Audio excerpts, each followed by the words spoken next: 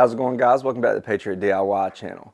Ductless mini split systems like this mrcool system behind me are great for heating and cooling your shop, but to keep them functioning at their full potential, you have to keep them clean.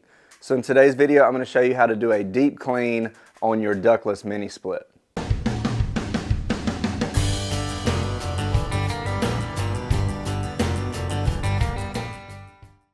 Alright guys, now if you follow the channel for a while, you know a couple years ago we installed this mrcool DIY mini split system here in my shop.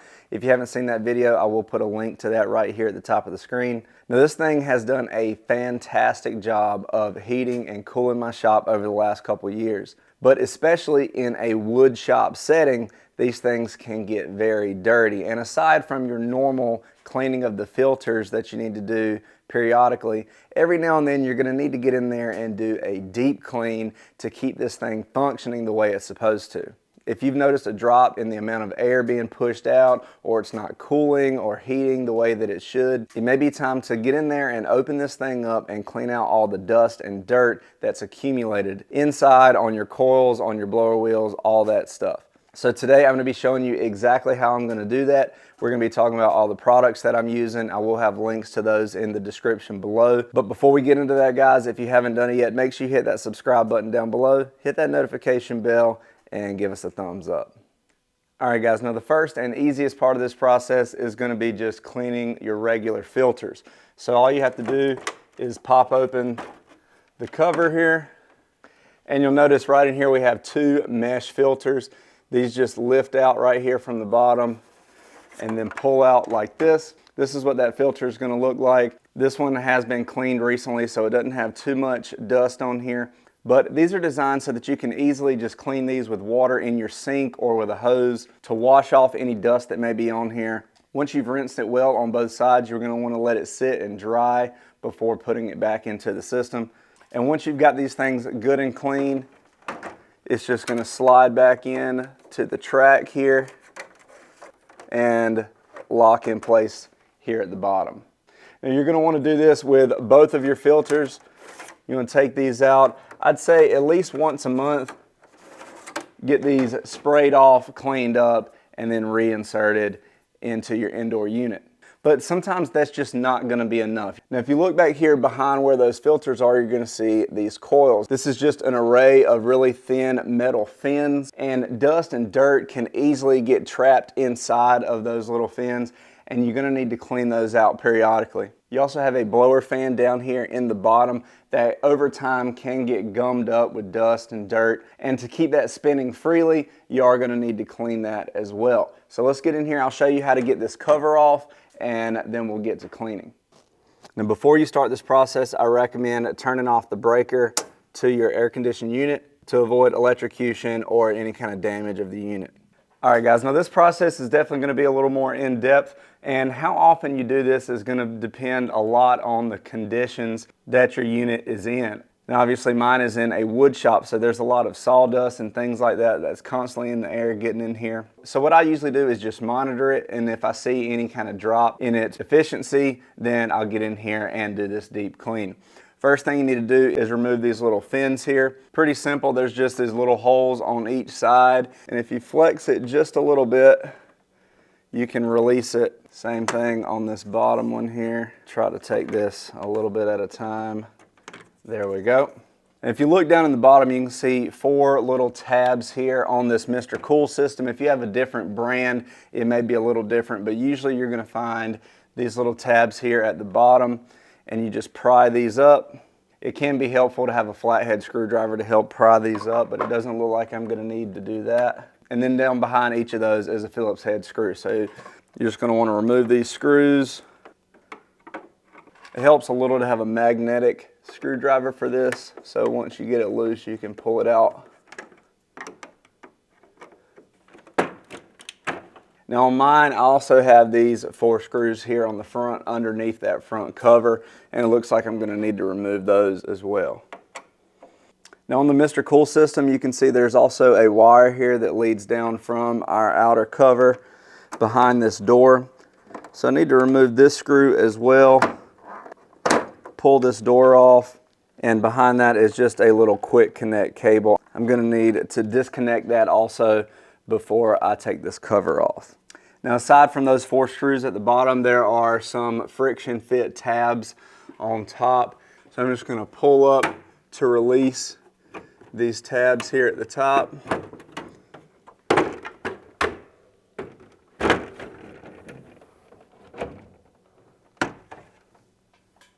All right, there we go. I just want to give you a quick close-up down inside this cover. You can see a ton of dust and dirt and debris down in there. We're going to get all that cleaned off.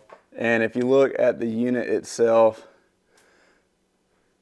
there's a ton of dirt down in here, and it's clearly down inside all these coils and stuff too. All right, guys, now if you look right here, this whole part, this is the drip pan where any condensation drips down in there and then goes down a line to the outside. And I don't know if you can see this, but if you look down in mine, it is nasty down in there. Now, you may or may not have to remove your drip pan, but I'm gonna go ahead and do that so I can get this clean.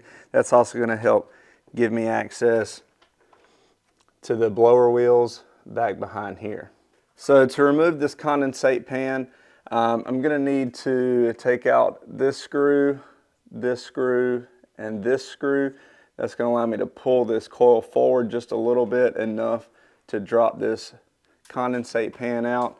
I'm also gonna need to remove these 3 screws here on these little motors. That's gonna be on both sides of the drip pan. Once I've done that, this whole drip pan is just held in with a few clips, and I should be able to drop that down and out. That way I can get that clean. Now, on the mrcool, there's a wire that goes from this side of the drip pan to the little motor on this side. Now, once I remove these 3 screws, that little motor assembly just comes off, and I can drop this wire out so that it doesn't get hung up whenever I start removing that condensate pan. Now, once you've taken those louver motors off of each side, again, there's just a couple clips holding this drip pan in. I found it easiest to use a flathead screwdriver to help kind of pry this out. You want to be careful not to break the plastic, obviously. But if you pry this out, then the whole thing should start to drop down like this. Now, the only other thing holding this drip pan in is you do have a drain line here at the back. So once you start to pull this down, you'll be able to release that drain hose off the back of it, and the whole thing will come down. That drain line just friction fit on there, so when I pull that off, the whole drip pan comes out. And just to give you a quick look, look how nasty. The actual drain hole itself was pretty clogged up with a lot of this gunk. And now that we have that condensate pan, you can see the blower wheel here, and you can see how dusty and nasty this thing is. All right, guys, now before I do anything else, I have my shop vac here with a brush attachment. I'm gonna get in here and just vacuum off as much of this stuff as I can before moving forward.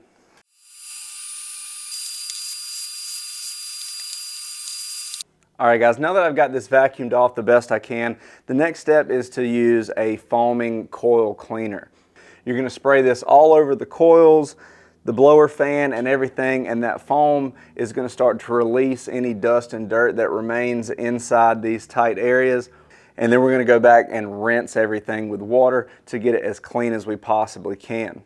But before I go spraying a bunch of foam and water in here, I do want to make sure I protect any of these electrical components here on this end. So I'm going to take some plastic and I'm going to wrap and tape up this entire unit here. That way I don't have to worry about damaging any of those components while I'm cleaning everything else. Now, the other thing you're going to want to consider protecting is your wall and everything around your unit. So I also have this cover that is specifically designed for going around a mini split unit like this. It's going to cover the unit and protect the wall, and then it'll have its own built-in drain hose that you can drain down to a bucket. So any foam or water or anything that we spray down in here is going to get trapped inside of this cover, and then it's going to drain down into our bucket below, so we don't have to worry about damaging our wall or anything else. And as always, I will have links to this cover as well as the foaming cleaner in the description below. You're going to want to make sure you get a cover that fits the size of your unit.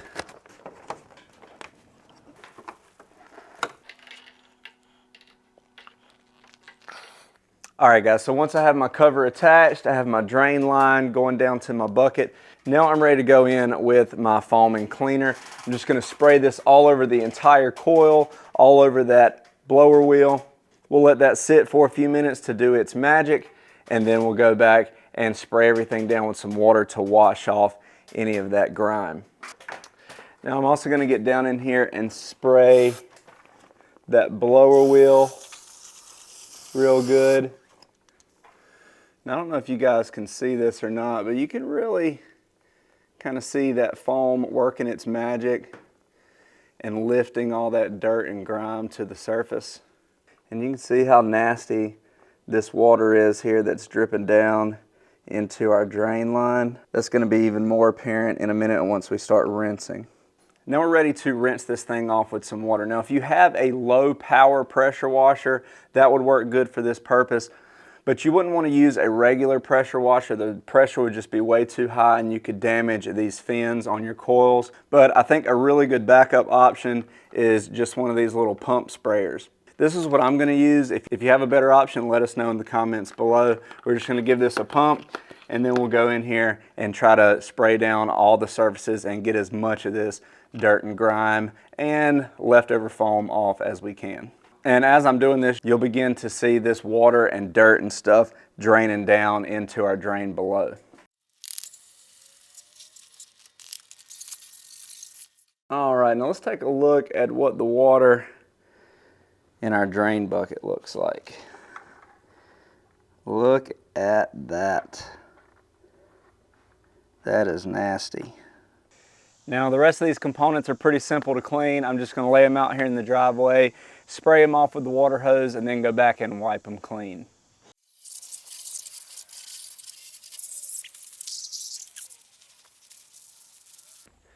Now I'm going to want to clean the coils here on the outdoor unit too, but I'm not going to worry about taking covers off or anything like that. You can access the coils pretty well here from the side and from the back.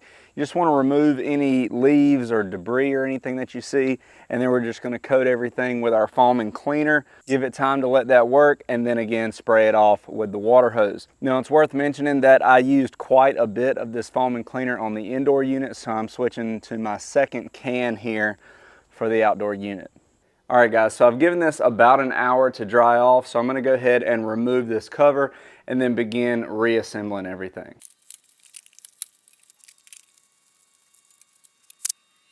All right, so I have the condensate drip pan here reinstalled, and you guys saw how nasty it was down in there and how clogged up it had become. So there are these little cleaning tabs that you can drop down into that drip pan that'll help prevent that and kind of clean it over time as that condensation drops down in there. So I'm going to drop a few of those down in here to hopefully prevent that in the future.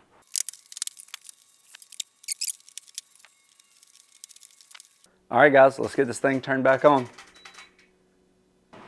All right, I don't know if you guys can hear that, but this thing is blowing harder than it has in months. I don't think I really understood just how much all that dust and dirt and stuff in there could really hinder the system, but after just turning it on for a few seconds, I can already tell you it's performing better than it has in a long time. So I think this was a success. Let me turn this back off so hopefully you guys can hear me.